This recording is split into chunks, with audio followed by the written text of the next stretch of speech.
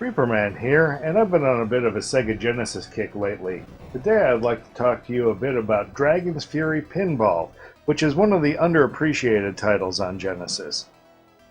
Now, I wouldn't go as far as to say this is a hidden gem, but it just doesn't get talked about near enough. Dragon's Fury Pinball is kind of a fantasy-based pinball, so one that's not based on a real-life table, but one that has little monsters running around on it and boss fights and that kind of thing.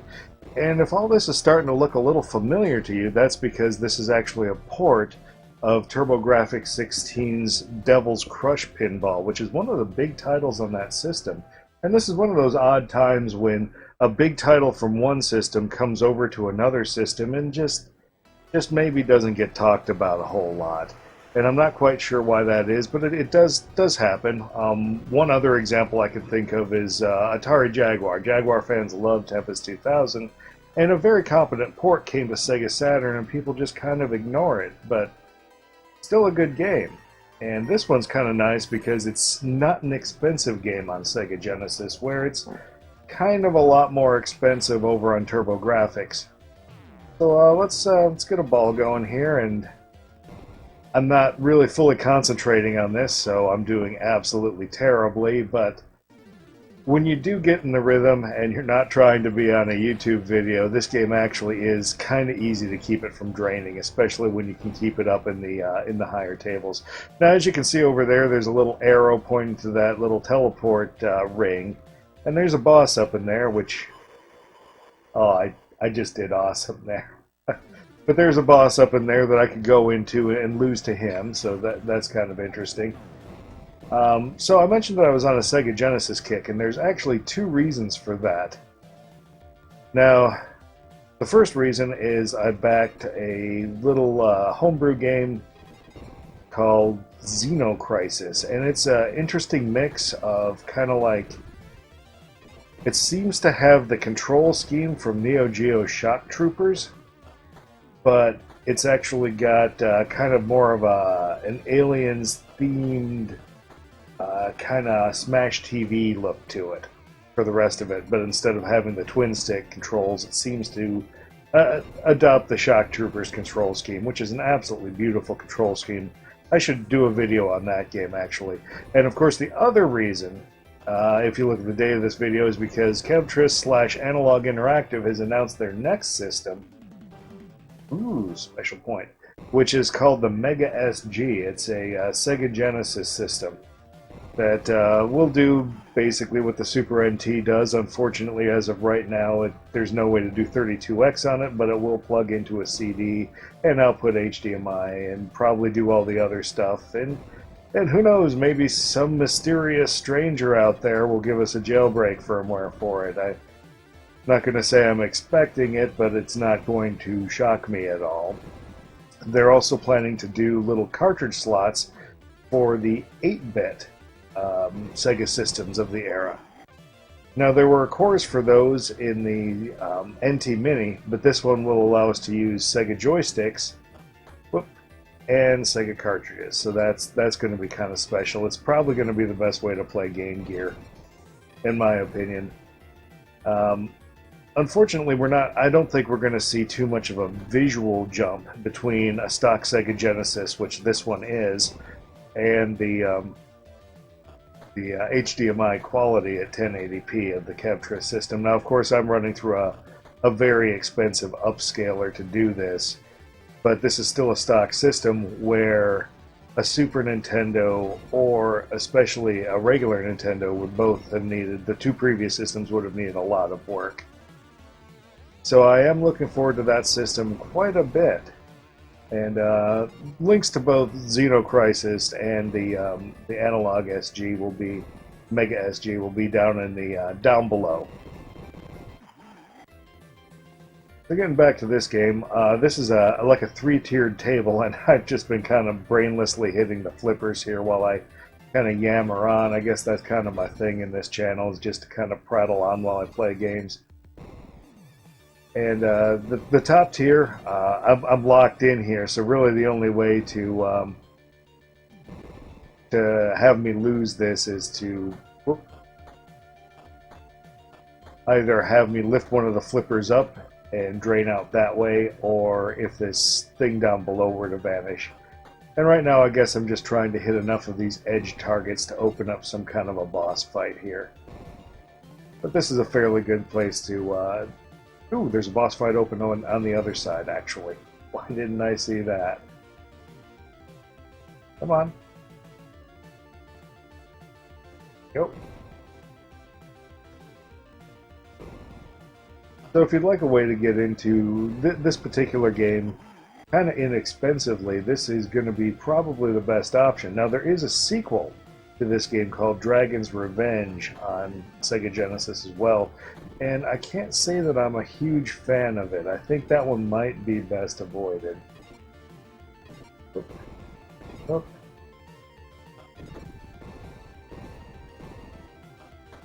Boom. The one thing I'm not going to miss about a stock Sega Genesis is I've been having to fight intermittent sync issues with it. So that is one thing I'm not going to miss about this system.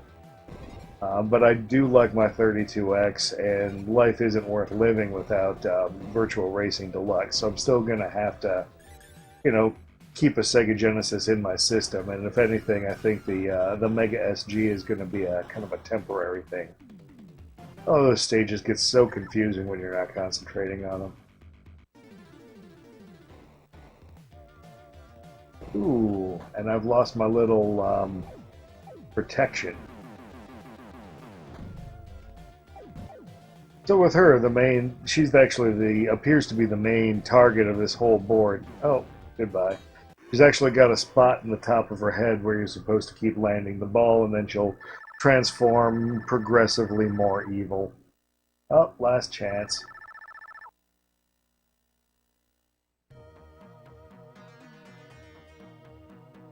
I don't want to bore you too much with this, so I think this has been a good video here. I'm just kind of trying to test out my equipment, make sure I've still got everything set up with the levels and that kind of thing. And I'm going to try and do some videos just a little bit more frequently than I have been.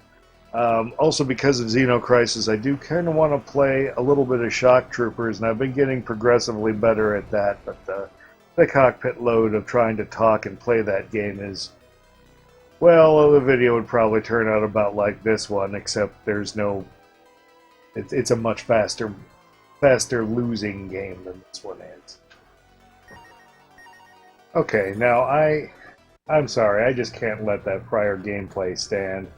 So I'm just going to have a little quick one here, a little quick gameplay without any real commentary, because I'm sorry guys, I let you down on this one. Apparently I've lost my ability to talk to YouTubes while I'm playing games.